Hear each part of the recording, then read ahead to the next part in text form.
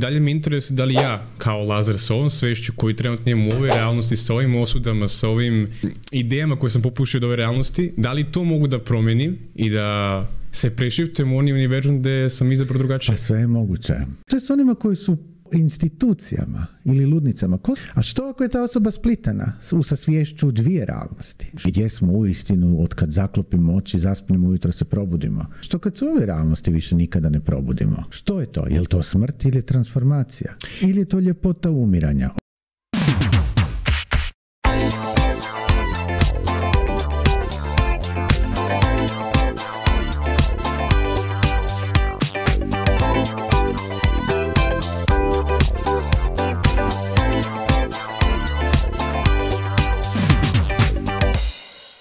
Dobrodošli u podcast Mrš. Ćao, moje ime je Lazar Divojević. A ja sam Zvonimir Peranić. Zvonimire, kako si? Divno. Imam novu teoriju za tebe koju sam pročitao pre par dana. Ti nešto mnogo čitaš. Mnogo se edukujem posljednje vreme. Rekao sam da si probudio dete u meni sa postavljanjem pitanja. Lijepo. Kažu da, ne znam koji to naučnik već rekao, kada dođemo do izbora u životu, da se u tom trenutku vreme, prostor, univerzum, kako god se naziva, parča, odnosno deli u dva dela. Da naša svijest ide tamo gdje smo odabrali da idemo, naš izbor da je, a da neki deo nas odlazi u onu drugu stranu. I da te realnosti i te stvarnosti postoje. Da paralelni univerzumi također postoji, da mi možemo kao biće da shiftujemo, odnosno se pomerimo iz ove realnosti u bilo koju drugu gdje postoji također bilo što drugo. To je istina? O istini smo pričali. No, ovo je jako zanimljiva. Da, teorija postoji preširena teorija, postoji varijacija. Ajmo ovako. Kvantna fizika kada je zaharačila u najboljem smislu te riječi, što god najbolje bilo ili najlošije, napravila je dar mar. Promijenila je potpuno gledište o tome što jesmo i postoji nekoliko interpretacija kvantne fizike. Učestalija, najzastupljenija je ona kopenhaška interpretacija. Zašto? Zato što su tamo ta ekipa Niels Bohr, Pauli, Heisenberg, Schrödinger, sve mladi momci od 25 godina koji su to sve iskreirali, bili predvodnici i ne autoriteti u tom novom području i polju, a i bili su se spremni suprotstaviti Einsteinu i drugoj ekipi. Novu fiziku. Da, stvarala se nova fizika. I sad, u toj kopenhaškoj interpretaciji je ideja sljedeća. Dakle, u Schrödingerove jednadžbe koje smo govorili, koja je valna jednadžba, postoje sve moguće alternative, sve moguće stvarnosti, sva moguća rješenja, svi mogući oblici onoga što ta jednadžba opisuje. Ako je to foton, onda je to sve za foton. Ako je to tvoj život, onda je to sve u vezi tvoga života. Ako je to ovaj svemir, onda je to sve u vezi ovoga svemira. Ako je to život mačke, onda je to mačke u kutiji koja može biti mrtva i živa istovremeno. Ta teorija iskazuje da u trenutku kada mi otvorimo kutiju u kojoj ta mačketina unutra nešto radi, mi u tom trenutku izazivamo nešto što se zove kolaps stvarnosti, odnosno od svih mogućih vjerojatnosti, od svih mogućih događaja realizira se jedna stvarnost i jedna realnost koja će u konkretnom slučaju biti da je mačka živa ili mrtva. E sad, što je to kolaps stvarnosti? Nitko nema pojma.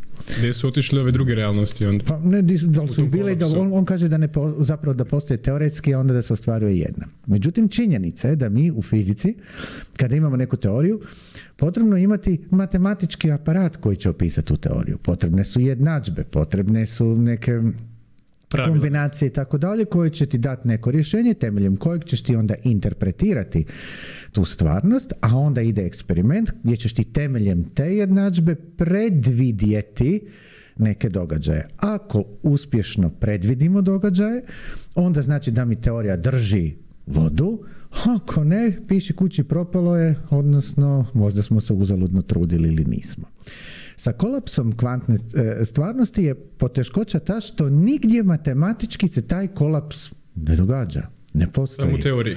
Da, što je to matematički kolaps, nema veze s vezom. Nema ga nigdje, ali autoriteti su bili takvi kakvi jesu.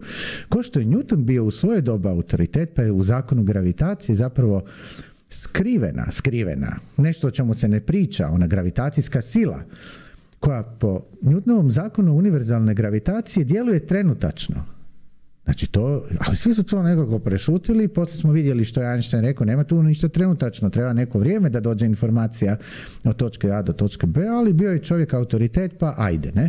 Tako su i ovi bili autoritet, pa hajde, međutim postoji neke druge interpretacije, jedna od njih je i Eddingtonova teorija, koja upravo kazuje sljedeće, da ta mačkica macel mačketina, ili već kako ćemo je zvati, šarena crvena crna, crno-bijela ili tigrasta, koja se unutra zbiva, može i siva, čupava, zapravo koegzistira na način da mi kod tog otvaranja ili negdje prije dijelimo, cijepamo univerzume na dva, u kojemu u jednome ta nastavlja biti živa, a u drugome je mrtva, jer je razbila tamo sa čekićem onu posudu i otrovala se, ne, ili nešto drugo je napravila. Eddington kaže da koegzistiraju obje realnosti. Isto tako, u tom situaciji mi sad idemo naprijed, mogu skrenuti lijevo ili desno, to je to splitanje o kojem si ti govorio. Ima jedan svemir u kojem ja skrećem desno, u kojem drugom skrećem lijevom. I tako svaku odluku koju donosim u životu, u svakom trenutku, u svakoj nanosekundi dijeli svemire, pod navodnike dijeli, koji svi postoje. Svi zajedno koegzistiraju, kako kažeš. Da. Međutim, reci. Kako možemo da... Ok, otvorili smo kutiju, mačka je živa. Kako možemo da otvorimo kutiju da mačka bude mrtva?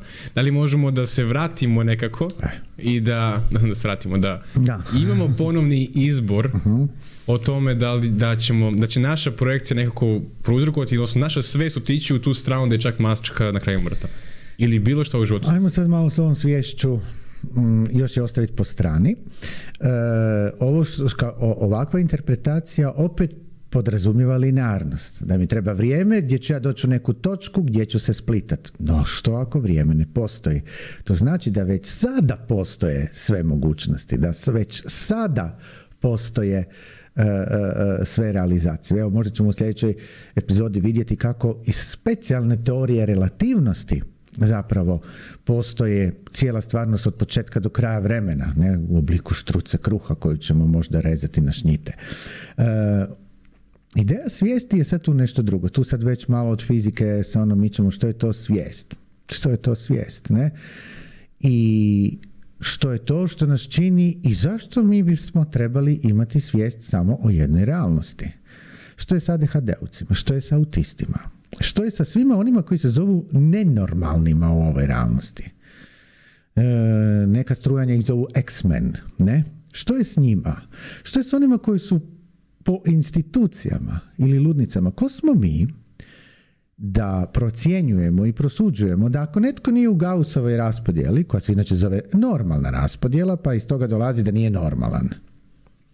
A što ako je ta osoba splitana sa sviješću dvije realnosti, pa je prisutna i u jednoj i u drugoj? Što ako je to veća razina svijesti nego li što smo mi, pravimo se pametni jer kao mi sve živo znamo i prosuđujemo nekog drugog koji nije normalan, da možda ne pripada ovdje pa ga se zatvara, vezuje ili ne znam što s njim radi.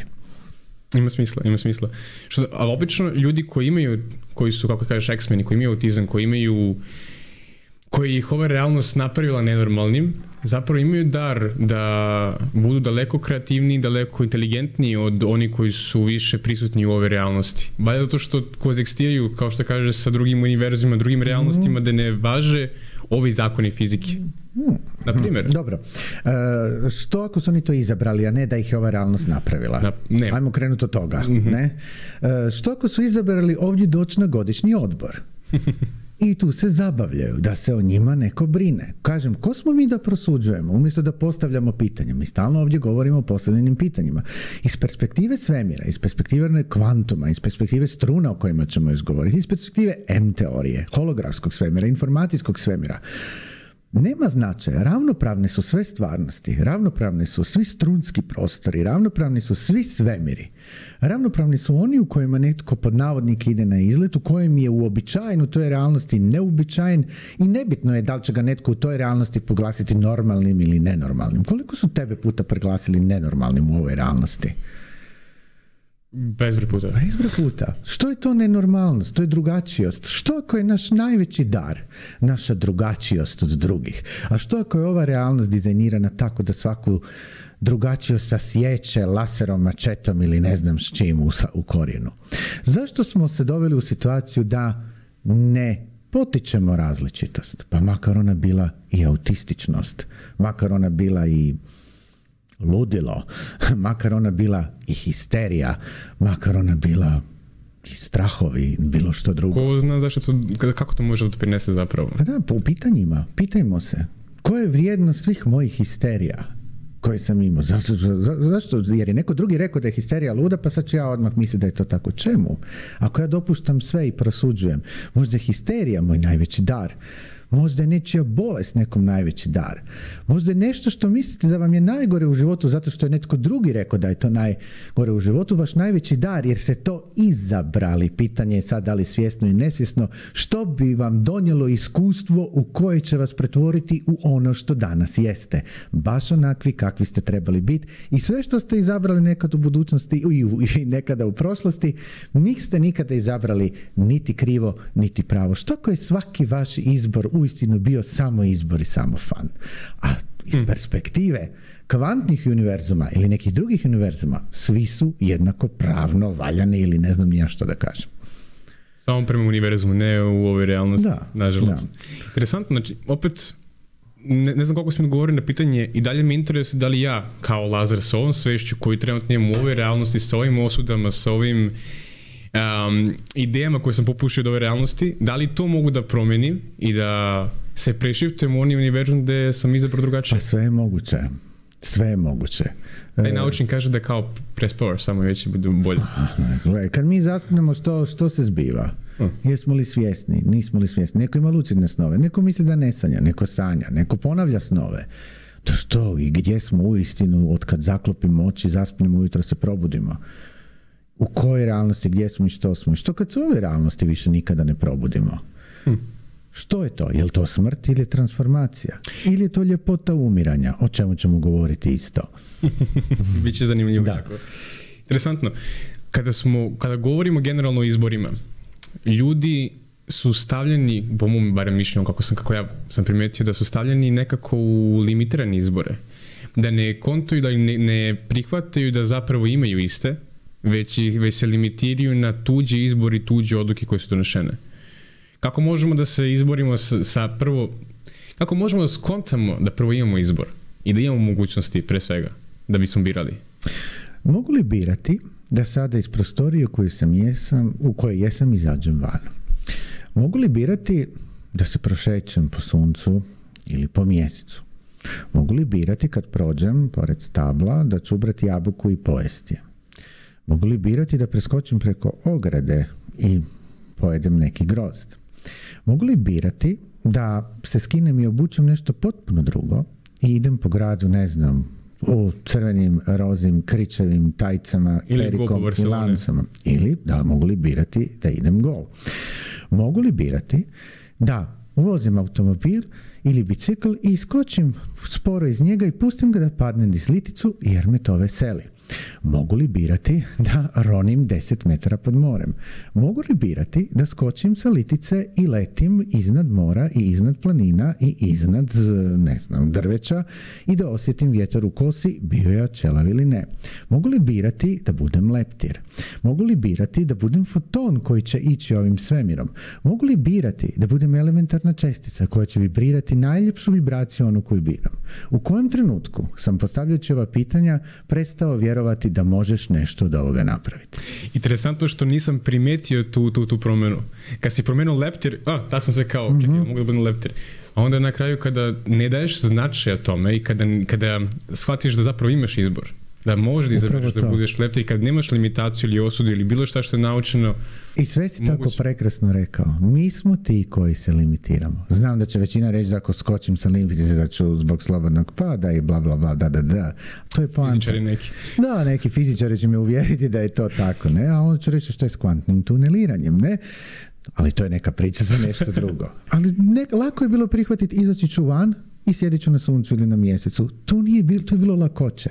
Što kad bi ista lakoća bila spram tome da mogu izabrati biti struna koja će svirati simfoniju ovoga svemira? Mi smo ti koji se limitiramo i mi smo ti koji nas se ne uči ili ne uči ovome ili onome. Kao da živimo tuđe izbore nekako. Umjetno to mi je da biramo za druge.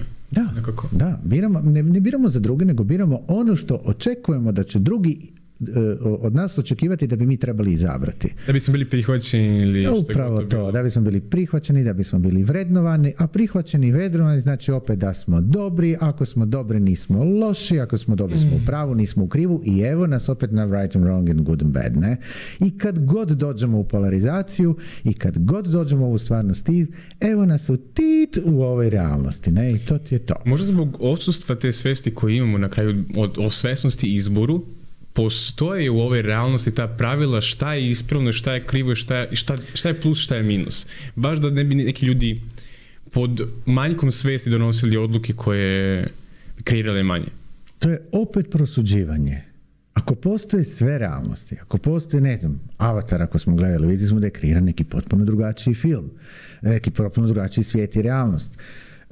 Baš ti na volju će netko reći. Kažem, što kad bismo bili na planetu u kojem bi svi bili stijene? Kako bi nam onda život bio? Kako bi nam onda prolazilo? Ne, ali kažem, i to su isto mogućnosti, ali gdje naša kreativnost u izbore staje upravo u limitima ove realnosti. Kad bi mogao živjeti 10 sekundi, što bi radio? Evo, nek se svako pita. To smo igrali zapravo jedan put u igru i mnogo je teže nego što zvuči. Kada bi u svaki 10 sekundi je prošlo, što bi izabrali? Kad biste imali 10 sekundi vašeg življenja, što biste sada izabrali? Jeste izabrali što? Ok, imate sljedećih 10 sekundi, što biste tada izabrali? Imate li sljedećih 10 sekundi, što biste sada izabrali? I koliko takvih izbora možete napraviti? 2, 3, 20, 30 ili 40?